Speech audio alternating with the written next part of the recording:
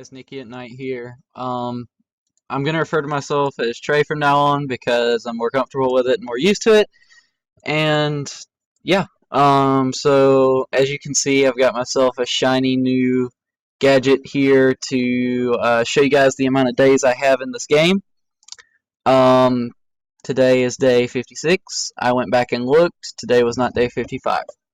I apologize for the error earlier today. Um, So the main point of this episode is to tell you guys about how to 6-star monsters more efficiently. This really would have helped me whenever I was starting off, so I figured I would go ahead and make the video for you guys. Um, so we're going to start out with this building right here. This is the Enhancing Monster Storage building. It contains all of your enhancing monsters. It makes sense. So what you're going to do is you always want to keep your max level rainbow mons here, and you don't ever want to use those as the base for power-ups, because if you do, you're wasting experience essentially, and in that wasting energy and time.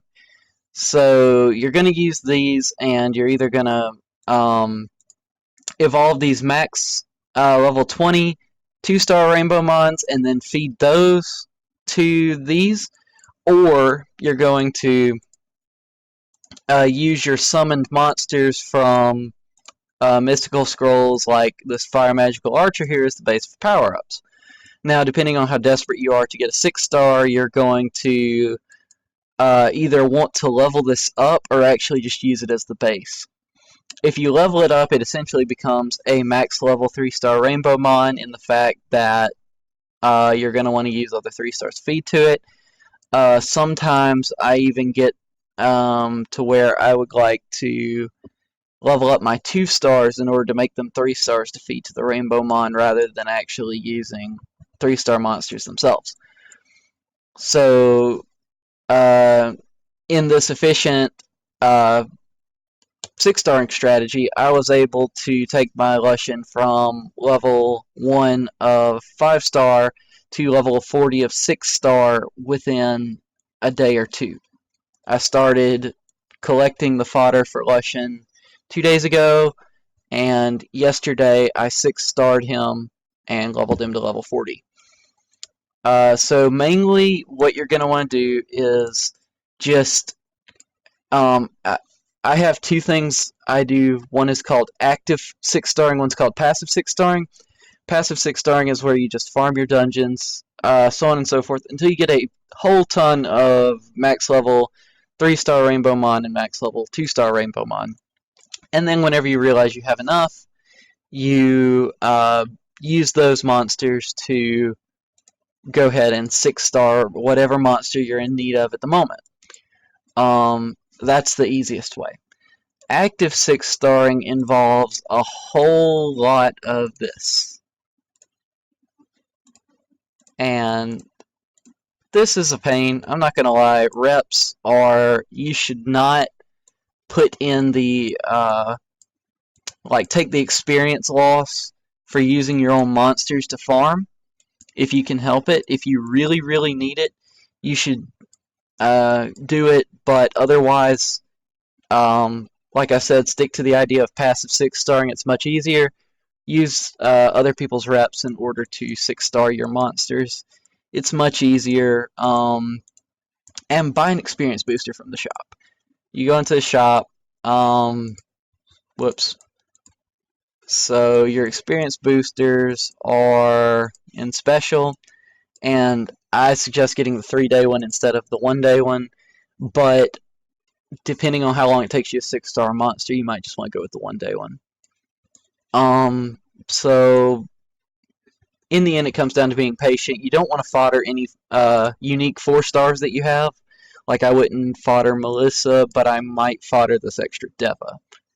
That being said, because I already have a Deva that is not, I'm in the process of building. So the main point is hold on to your unique 4-stars, hang on to your unique L&D mons, no matter whether they're 3-star or 4-star, and just keep leveling and leveling and leveling. Hold on to your 3-stars, and make them into 4 stars, and then make sure you buy your weekly Rainbow Mine from the guild shop. That's going to be your easiest max level 4-star fodder.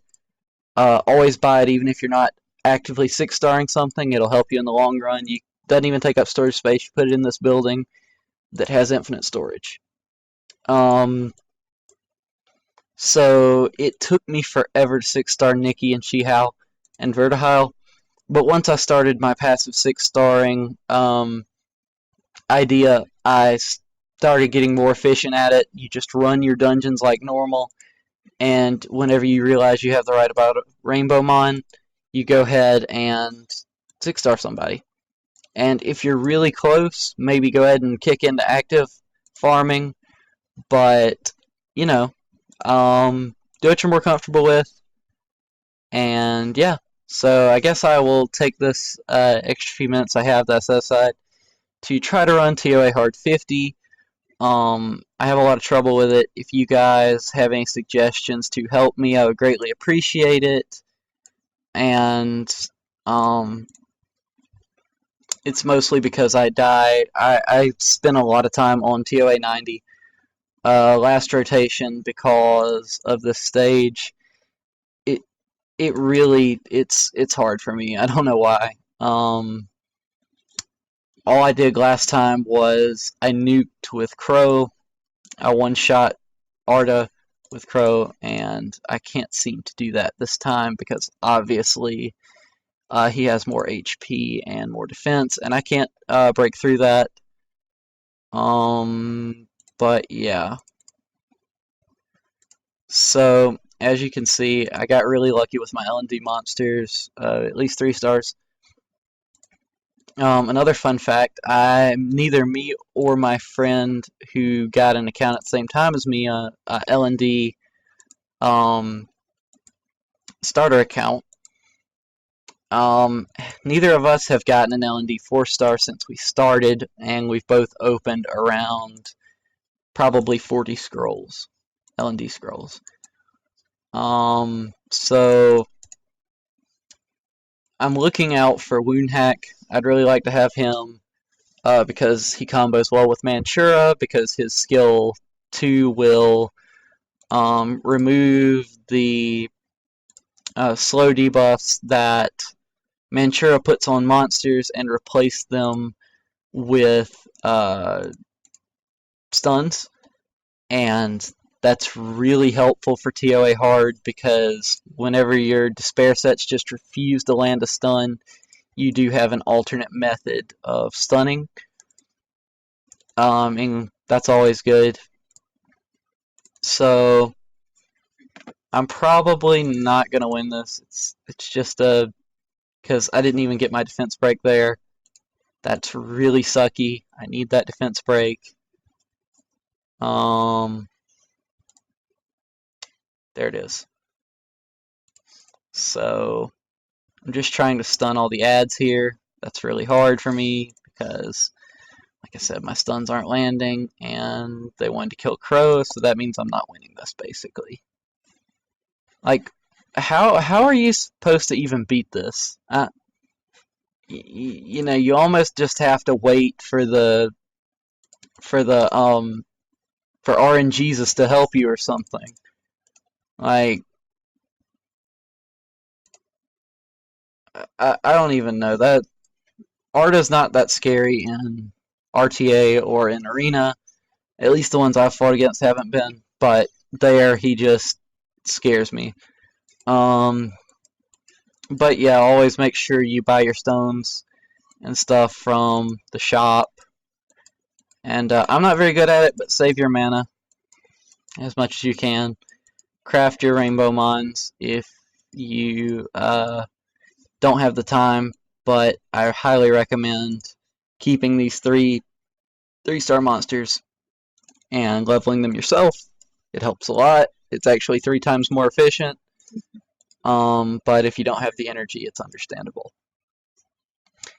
And on that note, I would like to end the video. But yeah, keep 6-starring, keep progressing. whenever you have a monster you really, really like. Don't worry about how useful it's going to be in the future, because now you have a very fast, efficient 6-star strategy, and good luck with your monsters.